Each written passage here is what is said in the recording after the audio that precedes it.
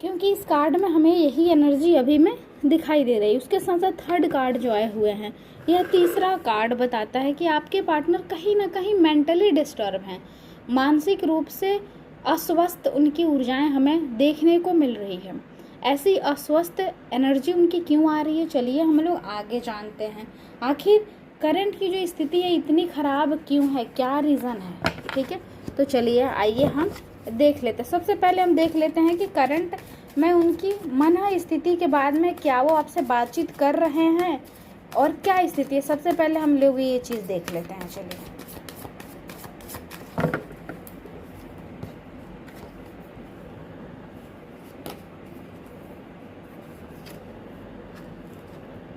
Again 3 cards हमने आ चुका है और सबसे फर्स्ट कार्ड से हम शुरुआत करते हैं। सबसे पहला कार्ड जो बहुत ही क्लियरिटी से दिखा रहा है उन्हें जस्टिस। उन्हें ऐसा लग रहा है कि उन्होंने इस रिश्ते में बहुत कुछ दिया हुआ है, वो अपना बेस्ट दिए हुए हैं। इस टाइम पे उन्हें जस्टिस चाहिए, मतलब उन्हें न्याय चाहिए। उन्हें ऐसा फील हो रहा है कि उनके किए के हिसाब से उनको रिटर्न नहीं मिला है। यानी आप अपने पार्टनर को उतनी सपोर्ट या उतना प्यार नहीं करते हो जितना वो आपसे करते हैं, ऐसा आपके पार्टनर को महसूस हो रहा है। यानी करंट जो एनर्जी है उस एनर्जी का यही निष्कर्ष निकल रहा है कि उनको ऐसा लग रहा है कि आप उनके लिए उतनी एफर्ट नहीं लगा रहे हो जितनी वो लगा रहे हैं, और वहीं एफर्ट नहीं लगाने की वजह से आपके पार्टनर और आप दोनों के बीच में एक डिस्टेंस बनते जा रहा है। मुझे ऐसा दिखाई दे रहा है कि आपके पार्टनर बहुत स्लो करके आपकी ज़िंदगी से निकल रहे हैं। इस समय वो आपकी से दूरियां बनाते हुए मुझे दिखाई दे रहा है। मुझे ऐसा दिखाई दे रहा है कि आपके पार्टनर आपके साथ में करंट में बहुत ज़्यादा अच्छी स्थिति में नहीं है, मन स्थिति उनकी बहुत अच्छी नहीं है। वो आपसे बाहर निकल रहे हैं और बहुत ज़्यादा परेशान हो रहे हैं। उन्हें अच्छा नहीं लग रहा है, लेकिन फिर भी वो आपकी लाइफ से दूरियां बना रहा है। उस दूरी का एक बहुत बड़ा वजह है उनका ये फील होना कि आप इस रिश्ते में लॉयल नहीं हो, आप इस रिश्ते में उतना एफर्ट नहीं लगा रहे हो जितनी वो लगा रहे हैं। द मून का कार्ड, द मून के कार्ड एक नाइट एनर्जी होती है, यानी रात का जैसे अंधेरा होता है वैसे ब्लैक एनर्जी होती है। यह मून पे एक सैड फेस हमें देखने को मिलता है और फिर कुछ पत्ते जो गिर रहे होते हैं। इसका ये मतलब होता है कि वो इंसान काफ़ी मानसिक रूप से काफ़ी तनावग्रस्त हैं। उन्हें ऐसी स्थिति में जाने के लिए मजबूर होना पड़ा है। कहीं ना कहीं आपने उतनी सपोर्ट और एफर्ट नहीं लगाया इस रिश्ते में, जिसकी वजह से आपके पार्टनर आपसे दूरी बना रहे हैं। उन्हें इस दूरी को बनाते हुए काफ़ी उदासीनता आ रही है, काफ़ी ज़्यादा परेशान है, लेकिन फिर भी अब नियति को यही मंजूर है, यह सोच करके, और आपसे उम्मीद टूट रहा है और टूटे हुए उम्मीदों को समेटते हुए वो इंसान आपके जीवन से दूरियां बना रहा है। चलिए जानते हैं कि क्या आप दोनों के रिश्ते का फ्यूचर है या फिर क्या होगा आगे, क्या आप लोगों का कम्युनिकेशन होगा। तो चलिए आइए हम जान लेते हैं कि क्या आप दोनों की बातचीत होगी फिर से दोबारा, या फिर वो इंसान आपके जीवन में कम बैक करेगा, वो इंसान आपके लाइफ में दोबारा से आएगा भी या नहीं।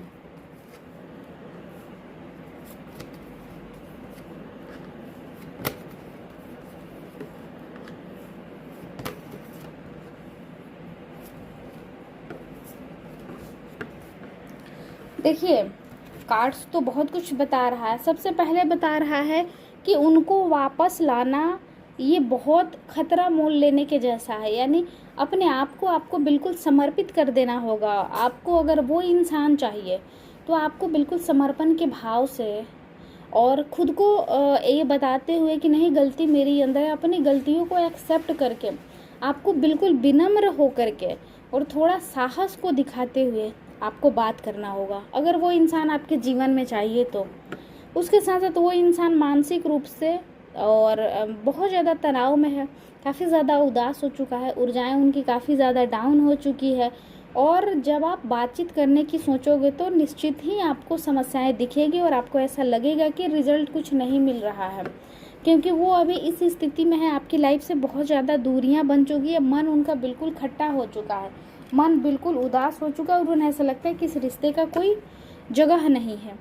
देखिए यहाँ पे दिखाई दे रहा है कि आपको अपने कैरियर में थोड़ा सा ब्रेक लेकर के, या फिर कहूँ कि कैरियर को थोड़ा सेकंड प्रायोरिटी देते हुए आपको अपने पार्टनर को बहुत ज़्यादा प्रायोरिटी देना होगा, बहुत ज़्यादा जजमेंट के प्रभाव से बाहर आकर के यूनिवर्स से मांगना होगा, आपको अफर्मेशन करने होंगे, बहुत ज़्यादा मैनिफेस्ट करना होगा उस इंसान को, तब जा कर के वो इंसान आपके जीवन में आता हुआ फाइनली मुझे दिखाई दे रहा है।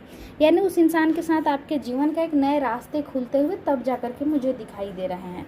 चलिए जान लेते हैं कि क्या है एंजल गाइडेंस आप दोनों के लिए, ऐसी स्थिति में आपको क्या करना चाहिए। चलिए आइए हम देख लेते हैं।